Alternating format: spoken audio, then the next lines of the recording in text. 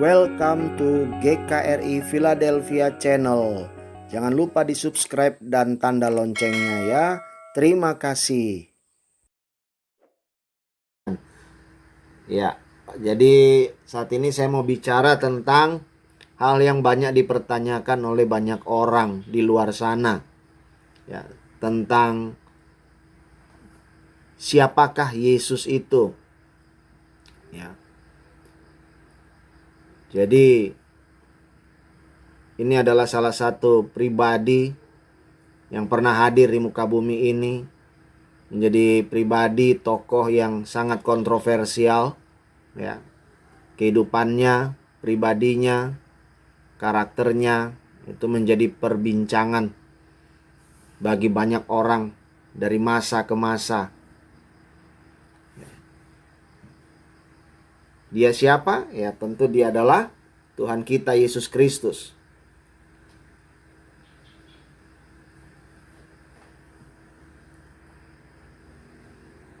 Iya, itu dia. Ada pertanyaan bahwa siapakah Yesus ini? Bahkan di satu ketika Tuhan Yesus juga bersama dengan murid-muridnya pernah mengajukan pertanyaan juga kepada murid-muridnya, menurut kamu siapakah aku ini? Tapi sebelum itu dia berkata, menurut kata orang, siapakah aku ini? Lalu ada yang menjawab, engkau adalah salah satu nabi, ya, menjawab ini dan itu. Lalu Tuhan Yesus, kalau menurut kamu sendiri, siapa aku ini? Lalu akhirnya Petrus berkata, engkau adalah Mesias. Dengan kata lain, Petrus mau berkata bahwa engkau adalah Tuhan. Gitu ya.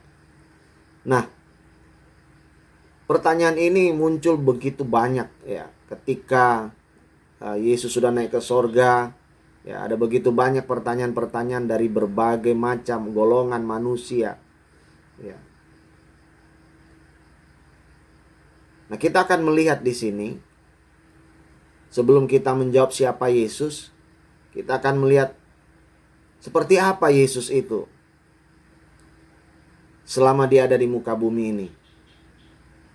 Apa sepak terjangnya? Apa yang dia lakukan? Ya, tentunya dengan harapan ketika kalian mengerti, maka kita bisa sama-sama memberikan sebuah kesimpulan, ya. Siapakah Yesus itu di dalam hidup kita, hidup kalian? Dan apa arti Yesus di dalam hidup kalian? Dan akhirnya bagaimana kalian melangkah bersama dengan Yesus? Siapakah Yesus? Kita lihat dulu di sini. Ya. Yesus tidak bisa dibatasi dengan ilmu fisika, karena dia melawan hukum gravitasi. Ya, dia melawan hukum gravitasi. Kapan? Saat dia terangkat ke sorga. Injil Lukas pasal 24 ayat 50 sampai 51. Saya minta untuk Andi membacakannya. Silakan Andi baca.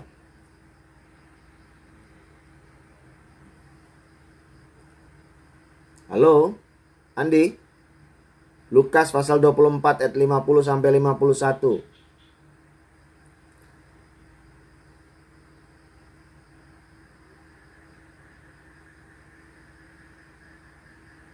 Andi, di manakah engkau? Yang lainnya aja deh. Oh iya. Ini siapa? Siapa tadi itu? Ya, Jeki, tolong Jeki baca. Injil Lukas 24 5. Ya. Kenaikan Yesus. Lalu Yesus membawa mereka keluar kota sampai dekat Betania. Disitulah mengangkat tangannya dan memberkati mereka. Dan ketika ia sedang memberkati mereka, ia berpisah dari mereka dan terangkat ke sorga. Iya. Yesus terangkat ke sorga. Itu disaksikan oleh banyak orang. Namanya terangkat berarti dia naik ya, naik ke atas, bukan turun ke bawah. Ya. Itu namanya terangkat. Hukum fisika itu atau gravitasi itu tidak ada satupun benda kita manusia bisa terangkat dengan sendirinya ya. Tetapi Yesus terangkat ke sorga. Itu di dalam Injil Lukas 24 ayat 50 sampai 51. Nah, dari situ kita melihat yang pertama bahwa Yesus sebagai pribadi yang hadir di muka bumi, dia adalah seorang yang tidak dibatasi dengan ilmu fisika. Yang kedua, kita lihat Yesus tidak dibatasi, tidak bisa atau tidak dapat dibatasi dengan ilmu kimia. Apa itu? Karena dia mampu mengubah air menjadi anggur. Nah, sekarang coba tolong dibaca kalau ada si siapa Sahutda. Sahutda, tolong dibaca Injil Yohanes pasal 2 ayat 6. Yohanes pasal 2 ayat 6. Cek ya Pak, bentar. Ya.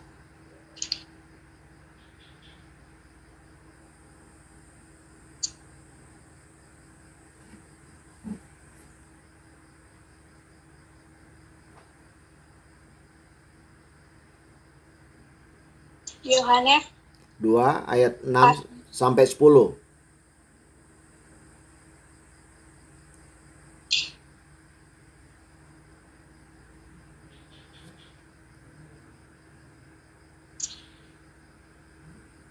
Yohanes pasal 2 ayat 6. 6 sampai 10. Iya. Di bawah perikop perkawinan di Kana. Di situ ada 6 tempayan yang disediakan untuk pembasuhan menurut adat orang Yahudi. Masing-masing isinya 2-3 buyung. Yesus berkata kepada pelayan-pelayan itu, "Isilah tempayan-tempayan itu penuh dengan air," dan mereka pun mengisinya sampai penuh. Lalu kata Yesus kepada mereka, "Sekarang sedoklah dan bawalah kepada pemimpin pesta." Lalu mereka pun membawanya. Setelah pemimpin pesta itu mengecap air yang telah menjadi anggur itu, dan ia tidak tahu dari mana datangnya.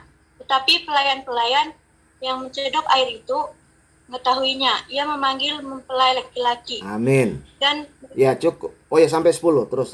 Maaf. dan berkata kepadanya, "Tiap orang menghidangkan anggur yang baik dahulu dan sesudahnya orang puas minum. Barulah yang kurang baik. Akan tetapi engkau menyimpan anggur yang baik sampai sekarang." Haleluya. Nah, di ayat 9 dikatakan bahwa setelah pemimpin pesta itu mengecap air yang telah menjadi anggur. Wah, itu luar biasa. Jadi Yesus tidak bisa dibatasi dengan ilmu kimia. Ya, karena dia mampu mengubah air menjadi anggur. Tidak mungkin air bisa jadi anggur. Ya. Anggur ya anggur, air ya air. Nah, jadi tidak mungkin bisa berubah. Tetapi Yesus bisa melakukan itu. Itu menunjukkan bahwa dia Allah yang berkuasa. Dia tidak bisa dibatasi dengan ilmu kimia. Kalau tadi fisika, gravitasi, sekarang ini kimia. Ya, tidak mungkin bisa. Tetapi Yesus memungkinkan itu semua terjadi. Air menjadi anggur. Lalu kita lihat yang ketiga. Yesus tidak bisa dibatasi dengan ilmu biologi. Kenapa? Karena ketika dia menjadi manusia, dia dilahirkan tanpa konsepsi normal. Artinya bahwa dia terlahir tanpa